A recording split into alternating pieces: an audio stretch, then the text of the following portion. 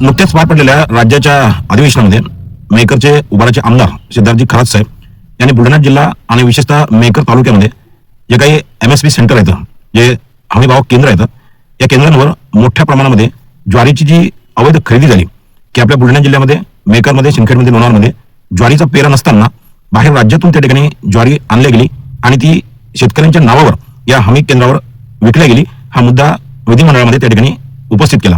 त्याचबरोबर शेतकरी नेते रवी तुपकर यांनी त्या ठिकाणी या विषयावर बोट ठेवलं. परंतु मी सिद्धार्थ खरात साहेब आणि रवी तुपकर याने हा मुद्दा उपस्थित केल्यानंतर नेमकी काय कारवाई होते याच्याकडे लक्ष देऊन होतो.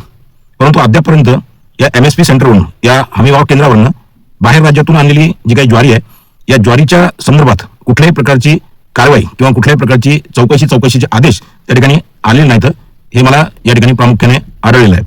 मागील वर्षी सन्माननीय अजितदादा पवार हयात असताना वरळी डोममध्ये एका MSP सेंटरसाठी प्रोड्युसर कंपनीला सेंटर हवं होतं आणि एका बेरोजगार, सुशिक्षित बेरोजगार युवकाचं सेंटर हे शिंदे गटातील एका बलाढ्य अशा कार्यकर्त्यांना हडप केलं होतं. त्याच्या जागी दुसऱ्यांना ते टाकलं होतं. या की बुलढाणा जिल्ह्यामध्ये केवळ एका विशिष्ट पक्षाच्या, शिवसेना शिंदे गटाच्या कार्यकर्त्यांना आणि त्यांच्या बगलबच्च्यांना आणि जवळच्या नातेवाईकांना अशा प्रकारचे सेंटर हे अलॉट केले जातात. इतर सुशिक्षित बेरोजगार आणि होतकरू नेत्यांच्या किंवा कार्यकर्त्यांचे जे काही प्रोड्युसर कंपन्या आहेत, अशांना हे सेंटर मिळत नाहीत. त्याचबरोबर हे जे हमीभाव केंद्र आहेत, हे हमीभाव केंद्र जाणून बुजून त्या ठिकाणी उशिरा चालू केले जातात. हा मुद्दा मी कृषी मंत्री बारणे साहेबांच्या कानावर टाकला. त्याचबरोबर या विषयावर बारणे साहेबांनी स्वतः भाव्या आनंद यांना फोन करून मला त्या कार्यालयामध्ये पाठवलं होतं. त्याला कारण असं आहे की संपूर्ण राज्यभरामध्ये, बुलढाणा जिल्ह्यामध्ये हे जे हमीभाव केंद्र येतं, हे सोयाबीन विकल्यानंतर, म्हणजे शेतकऱ्यांनी सर्व सोयाबीन हे मार्केटमध्ये कमी भावामध्ये विकल्यानंतर सुरू केले जातात. म्हणजे शेतकऱ्यांचं हे जे काही हमीभाव केंद्र त्यांच्या भल्यासाठी केलंय असं सांगितलं जाते, परंतु शेतकऱ्यांचा पूर्ण माल सोयाबीनचा विकल्यानंतर हे हमीभाव केंद्र चालू केले जातात. माझी मागणी होती की हे हमीभाव केंद्र हे लवकर, सोयाबीनचं सीझन चालू झाल्यानंतरच लवकरात लवकर चालू केले पाहिजेत, ही माझी मागणी होती. परंतु या मागणीला कुठल्याही प्रकारची भीक न घालता हे सेंटर जाणून बुजून उशिरा चालू केले गेले. म्हणजे शेतकऱ्यांचा पूर्ण माल हा व्यापाऱ्याच्या घशात गेल्यानंतर हे त्या ठिकाणी हमीभाव केंद्र लोक चालू करतात. लवकर चालू करावं असं माझं त्यांना म्हणणं होतं, माझी त्यांना मागणी होती. त्याचबरोबर एका वर्षापूर्वी आज सिद्धार्थ खरात साहेब आणि रवी तुपकर यांनी जो मुद्दा मांडला, हा मुद्दा मी भाव्या आनंद मॅडम यांच्या कानावर त्याच वेळेला टाकला होता की कशा पद्धतीनं हे प्रोड्युसर कंपन्यावाले हे बाहेर राज्यातनं कमी भावातून त्या ठिकाणी ज्वारीची खरेदी करतात. ही खरेदी जी आहे हे केल्यानंतर त्या शेतकऱ्यांच्या नावावर स्वतःच त्या ठिकाणी बोगस पीक पेरे करतात. त्यांच्या सातबाऱ्यावर ज्वारी पेरलेली असल्याचे पीक पेरे हे स्वतः त्या ठिकाणी करून घेतात. ही गोष्ट मी भाव्या आनंद मॅडम यांच्या कानावर टाकली होती. भाव्या आनंद मॅडमला या गोष्टीची कल्पना नाही असा काही विषय नव्हता. प्रोड्युसर कंपनीच्या माध्यमातून जो काही गोरखधंदा या लोकांनी चालवलाय, सत्ताधारी लोकांच्या जवळच्या कार्यकर्त्यांचे हे सेंटर आहेत. जवळच्या कार्यकर्त्यांचेच नव्हे तर स्वतःच्या नातेवाईकाचे हे सेंटर आहेत. बुलढाणा जिल्ह्यामध्ये जास्तीत जास्त सेंटर हे सत्ताधारी शिंदे गटातील कार्यकर्त्यांचे आणि नातेवाईकाचे आहेत. या ज्वारीमध्ये लाखो करोडो रुपयाचा उलाढाल आणि भ्रष्टाचार रास रोजपणे चालू आहे. बाहेर राज्यातनं 1500 आणि 1400 रुपये क्विंटलने खरेदी केलेली ज्वारी ही 3600 रुपयाने या हमीभाव केंद्रावर विकल्या जाते आणि एका क्विंटलच्या पाठीमागे जवळपास 1500 रुपयाचा नफा प्रति क्विंटल हे प्रोड्युसर कंपनीवाले त्या ठिकाणी कमावतात.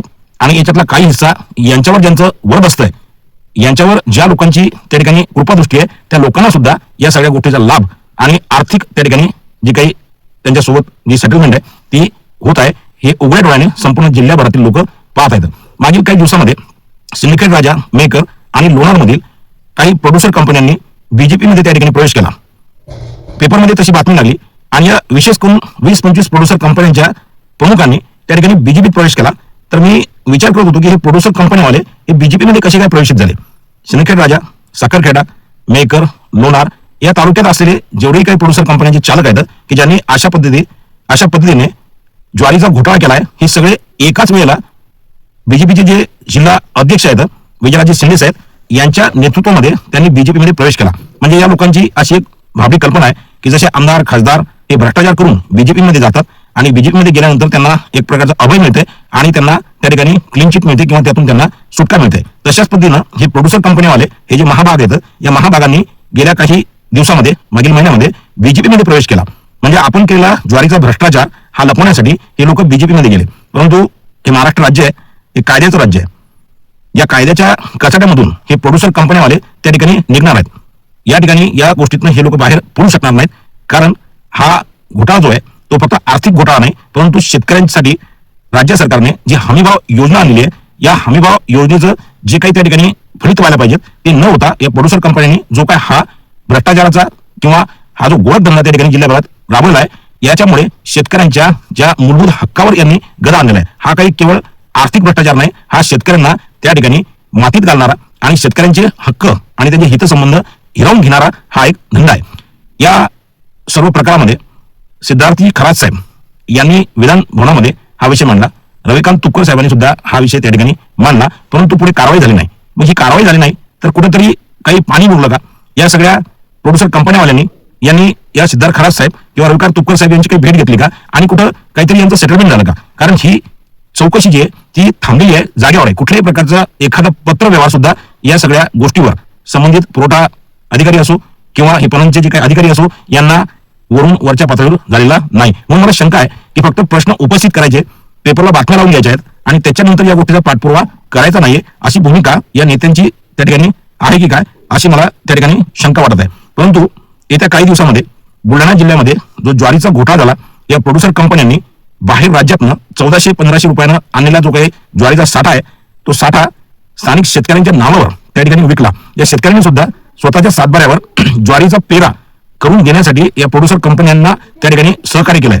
सगळ्यात आधी तर स्वतःच्या शेतामध्ये ज्वारीचा पेरा नसताना आपण आपली जी काळी आई आहे, काळी माती आहे, या मातीशी गद्दारी करतो आणि शासनाला चुना लावण्यासाठी या प्रोड्युसर कंपन्या आणि या व्यापाऱ्यांना त्या ठिकाणी आपण मदत करतो. माझी इच्छा आहे की ज्यांनी ज्यांनी ज्वारीचा पेरा हा खोटा बोगस आपल्या सातबाऱ्यावर करून घेतला त्यांनी एकतर स्वतःहून 2-2 हंटर यांच्या पाठीवर मारून घेतले पाहिजेत किंवा पोलिसांनी आणि वरच्या अधिकाऱ्यांनी यांना ही सजा दिली पाहिजे, एवढीच दिली पाहिजे. कारण त्या बाबड्या लोकांना काही माहित नाही की या अशा पीक पेऱ्यामुळे या प्रोड्युसर कंपन्यांचं आणि व्यापाऱ्यांचं त्या ठिकाणी काय फावते, यांना काय फायदा त्या ठिकाणी होतो. या लोकांनी बोललं का करून टाका. या गोष्टी शेतकऱ्यांनी सुद्धा टाळल्या पाहिजेत. तुमच्यासाठी राज्य सरकार मोठमोठ्या योजना करते, पण तुम्ही अशा पद्धतीनं या प्रोड्युसर कंपन्यांच्या या काही बगलबच्च्यांना तुम्ही सहकार्य करता, त्याच्यामुळे या लोकांना भ्रष्टाचार करण्यासाठी त्या ठिकाणी वाव मिळतो.